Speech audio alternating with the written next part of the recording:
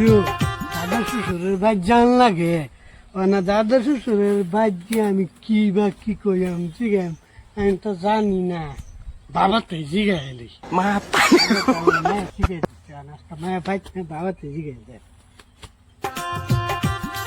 ও বাবা কি করো? কি করতেছি যে দেখতেছস না কি করতেছি দুইলে এই যে লাউ গাছটার গুড়ির মধ্যে ঘাস হয়েছে গাছটি টান্না টুন্না ছিঁড়া দিতেছি। খালি কাম আর কাম। আমি যে দাদা শ্বশুর যে বুঝে বেমারে ধরছে আমার বেড়াবেড় জান লাগে ফোন করছে এই তুমি বহরে টেলিফোন করে কইছে আমার জান লাগে এই আমার দাদি হরি কইছে না জান লাগতো না। হ্যাঁ তো যাওন তো লাগবই তো যা।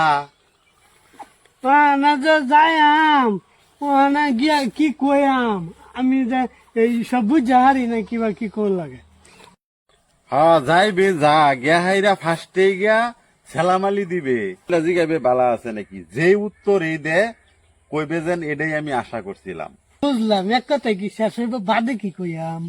পরে ডাক্তারের কথা জিগাইবি যে ডাক্তারের কথা ক সেটাই কইবি যে বালা আছিল। তোর দাদা হরে হুন্যা খুব খুশি হইব এবারে আরেকটা শিখায় তো যে ডাক্তারে কি কইয়ে দিছিন এটাই কইবে যে হুন্যা খুব খুশি হইলাম।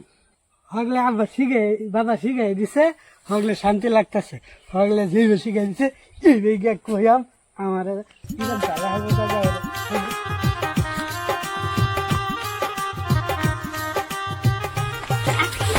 মা